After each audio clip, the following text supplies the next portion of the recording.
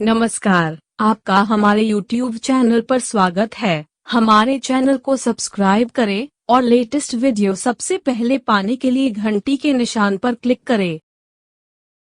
कहानी सत्संग की महिमा।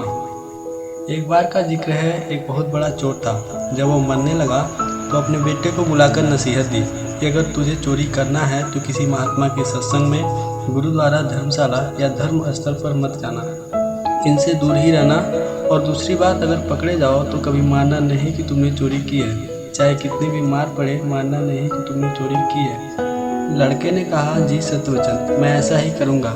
इसके बाद वह चोर मर गया और लड़का रोज रात चोरी करता रहा।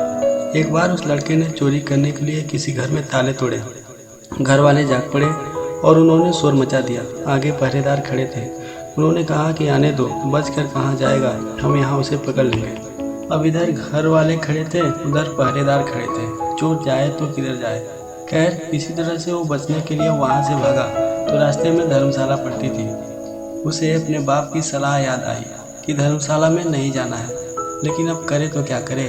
आखिर उसने सोचा कि मौका देखना चाहिए और धर्मशाला में चला गया। बाप का आज्ञाकारी बेटा था। उसने कानों में अपनी दोनों उंगली डाल ली कि सत्संग के वचन कानों में न पड़ जाए। हमारे पिता ने मना कर रखा है कि सत्संग में नहीं जाना, तो उसने कानों में अपनी दोनों उंगली डाल ली कि हम सत्संग ना सुने। हमारा मन अड़ियल घोड़े की तरह होता है, इसे इधर से मोड़ो उधर ही जाने लगता है। कानों को बंद कर लेने पर भी चोर के कानों में यह वचन पड़ गए कि देवी देवताओं की परछाई नहीं होती है। वहाँ पर सत्संग चल रहा था और इसने कान बंद कर रखा था, फिर भी उसके कान में थोड़ी सी आवाज़ आई कि देवी देवताओं की परछाई नहीं होती है। उसके मन में कहा कि परछाई हो या ना हो, मुझे क्या। फिर मैंने यह वचन जानबूझकर तो नहीं सुने, अनजाने में सुन लिया। उसने अपने पिता को सफाई देते हुए मन में ही कहा कि मैंने जानबूझकर नहीं सुना है, ऐसे ही सुन गया मेरे कानों में, मैंने तो कान बंद कर रखा है। अब इधर घर वाले और पहरेदार पीछे लगे हुए थे। किसी ने बताया कि चोर धर्मशाला में है। धर्मशाला की जब जांच हुई तो चोर पकड़ा गया। उस चोर की पुलिस ने बहुत पिटाई की, लेकिन वो माना नहीं कि उसने चोरी की है। और आपको बता दें कि उस समय का यह नियम था कि जब मुजरिम अपराध न माने तो सजा नहीं दी जा सकती थी। आखिर उस चोर को राजा के सामने पेश किया गया। वहाँ भी खूब मार पड़ी, लेकिन जो चोर था कि मानने के तैयार ही न था। उसने अपने पिता से वचन ले रखा था कि कितनी भी मार पड़े, मानना नहीं कि तुमने चोरी की है। राजा को पता था कि जो चोर होते हैं वो देवी की पूजा करते हैं, देवी की आराधना करते हैं। इसलिए पुलिस ने एक ठगनी को सहायता के लिए बुलाया। ठगनी को बुलाया गया, सारी बात बताया गया तो उसने कहा कि मैं मना लूँगी उसको, इससे कहलवा लूँगी कि इसने चोरी किया है। उस ठगनी ने देवी का एक श्वांग वेश बनाया, 2 नकली बाहें लगाई, चारों हाथ में चारों मसाले जलाई और नकली शेर की सवारी की।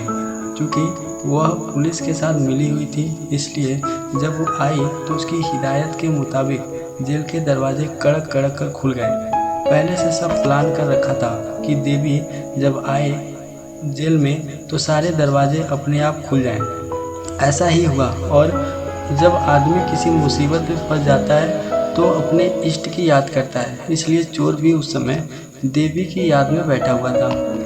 अचानक से दरवाज़ा खुल गया और अंधेरे कमरे में एकदम रोशनी हो गई। और उस ठगनी जो देवी का रूप बनाया था, देवी के रूप में ही एक खास अंदाज में कहा, देखो वक्त, तूने मुझे याद किया और मैं आ गई। तूने अच्छा किया कि जो तूने चोरी नहीं बताई। तूने अगर चोरी की है तो मुझे सच सच बता दे, मुझसे ना छिपाना, मैं तुझे फौरन आज़ाद करा दूंगी यहाँ से। चोर देवी का भक्त था। अपने इष्ट को सामने खड़ा देखकर बहुत खुश हुआ। मन में सोचा कि मैं इसको सच बता दूं। अभी वह बताने के लिए तैयार ही हुआ था कि उसकी नज़र देवी की परछाई पर पड़ गई। उसको फौरन सत्संग का वचन याद आ गया कि देवी की परछाई नहीं होती है। उसने देखा कि इसकी तो परछाई है, समझ गया कि वह देवी नहीं, हमारे साथ छल हुआ है। यह सोचकर वह रुक गया और बोला कि माँ, मैंने चोरी नहीं की है। अगर मैंने चोरी की होती तो क्या आपको पता न होता? आप तो सर्वव्यापी हैं। अब ठगनी के कहने पर जेल के बाहर बैठे पहरेदार चोर और ठगनी की बातचीत नोट कर रहे थे।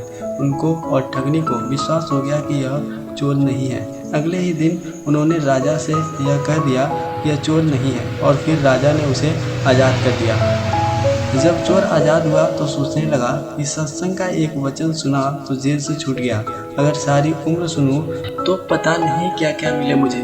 जब यह ख्याल आया तो रोज सत्संग में जाने लगा वह चोर। किसी पूर्व महात्मा की शरण ले ली उसने और चोरी का पेशा हमेशा के लिए छोड़ दिया और वह जो चोर था महात्मा बन गया। इसलिए कहते हैं कि सत्संग में बराबर न गंगा है, न यमुना है और न कोई अन्य तीर्थ है। कलयुग में सत्संग ही सबसे बड़ा तीर्थ है। इसलिए आपसे हमारी विनती है कि सत्संग में हमेशा जाए और जाते रहें। जय गुरुदेव।